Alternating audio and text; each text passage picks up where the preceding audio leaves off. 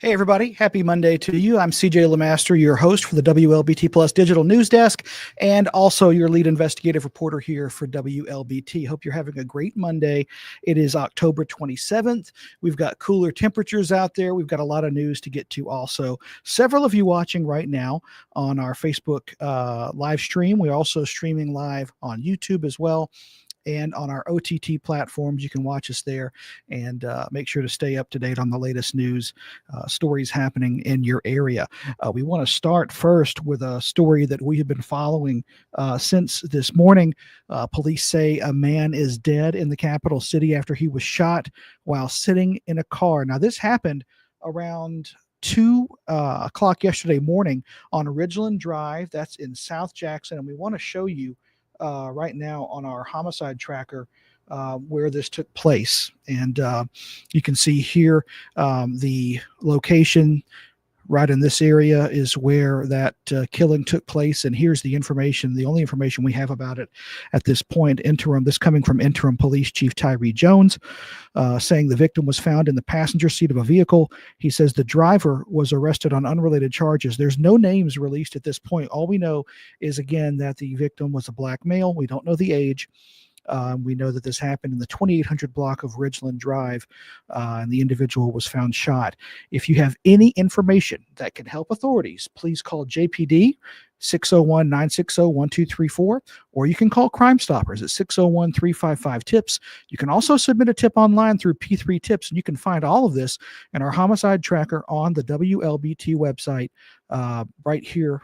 All you have to basically do is go to the website, click on those three little bars, and I know that it's kind of hard to see. I'm going to move this over.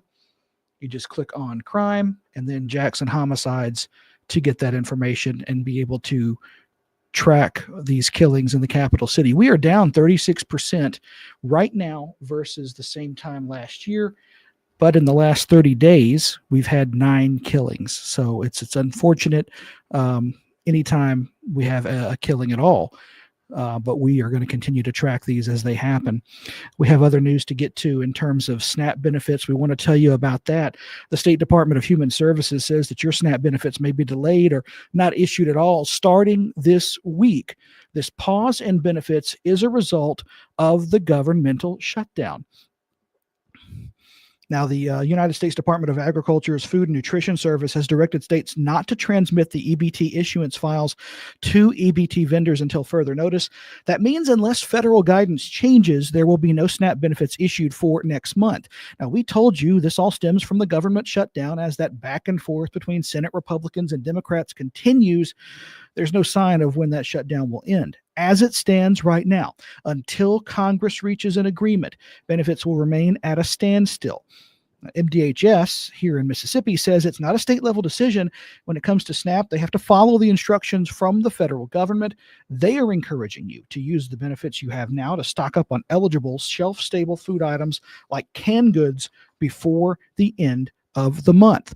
Now, Mississippi Congressman Benny Thompson saying he has joined his House Democratic colleagues in signing a letter to the U.S. Department of Agriculture asking them to use emergency funds to keep the SNAP food program running during that government shutdown. Mississippi is one of at least 25 states that will shut down SNAP benefits starting November 1st.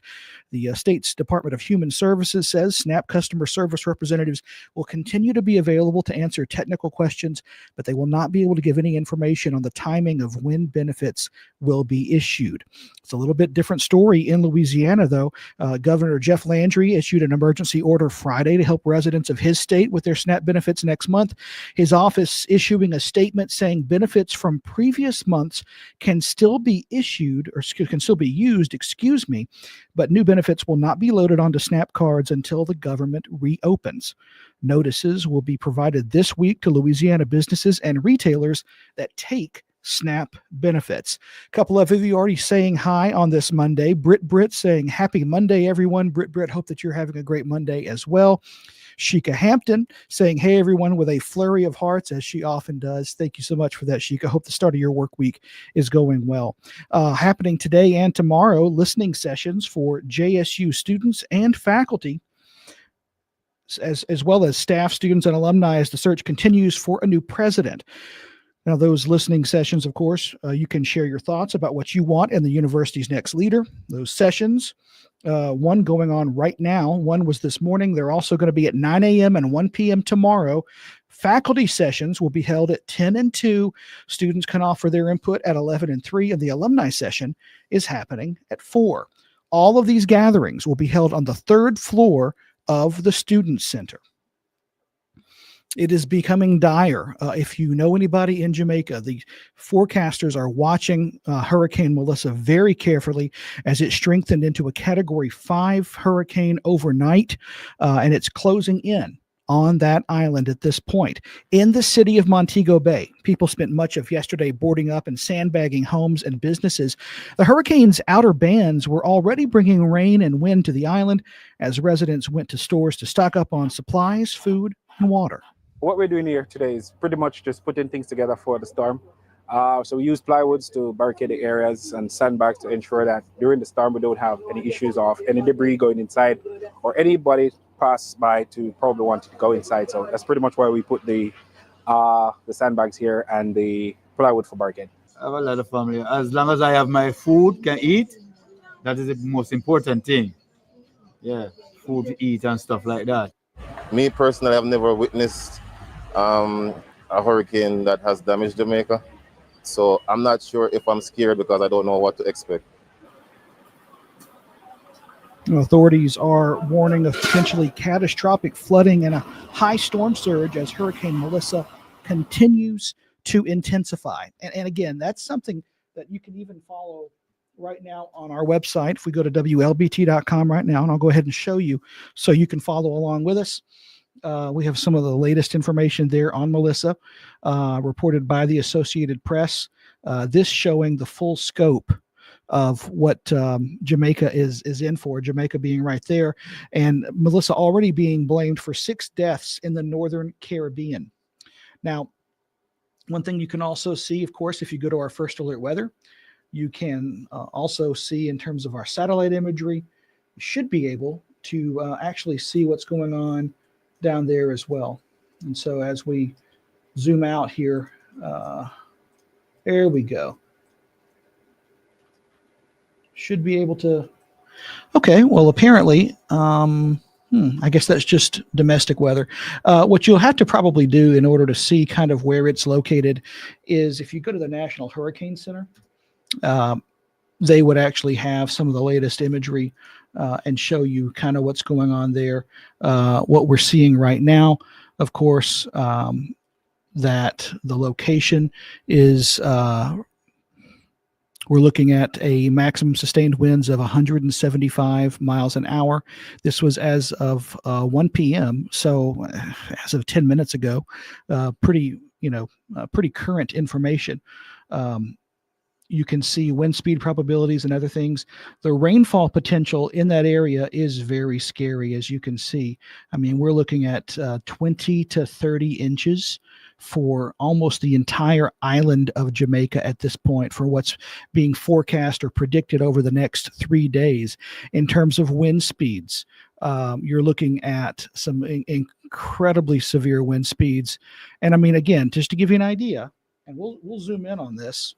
I don't know if we can actually do that on here, but if we could zoom in, Jamaica is like right there. All of Jamaica is in the highest possible probability of storm winds that could happen. We're looking at we're hearing reports of the possibility of a 13-foot storm surge. All of this is forcing folks to just scramble. In some cases, we've even seen people securing things with cinder blocks to roofs to try to, in an effort to try and make sure that their home will be okay. But that is something that of course, here in Mississippi, we know all too well in terms of hurricanes, but we've not seen a storm that strong for a minute here, at least in the Gulf Coast and other parts of Mississippi. A couple of you saying hi as well. Torsha Woods saying, hello, everyone. Have a magnificent Monday. Hope you do as well. And of course, she's also saying, I'm praying for those affected by the hurricane, and we all are. And we really hope that everybody out there in Jamaica and listen, other parts of the Caribbean as well, as it shows that this storm is going to be swinging northeast and not hitting us. That's good for people who live in Florida, but it doesn't take away the fact that these islands, that island nation of Jamaica, is in for a real just devastating forecast at this point. And so we're just going to be, you're going to hear more about this, of course, on our first alert weather update at 2:30. And I am no meteorologist. I'll just tell you, I'm looking at maps on the computer here. But we are going to be following this very carefully just to make sure and let you know what's going on out there. If you have relatives in that area, if you have relatives in the Caribbean, please let them know. Please, check on them and make sure that they are doing everything they can to get out if they can at this point, because it looks like it's going to be devastating for, at least at this point, the island of Jamaica. We making sure we haven't missed any other comments here. I think that's all the news that we have today, and I appreciate all of you watching. We have a word from our sponsor, Jackson Water, and we will see you back here at 1 o'clock tomorrow. Of course, First Alert Weather Team will update you at 2:30, and our early evening newscasts start at 4 o'clock and run through 6:30, of course. For the latest news, weather, and sports, check out WLBT.com. For everyone here at WLBT, I'm CJ LeMaster, your host for the digital news update here on WLBT Plus, and your lead investigative reporter. Hope you have a great rest of your day. From Jackson Water, is it okay to pour fats, oils, and greases down the drain if I run hot water? No! What if I run the garbage disposal?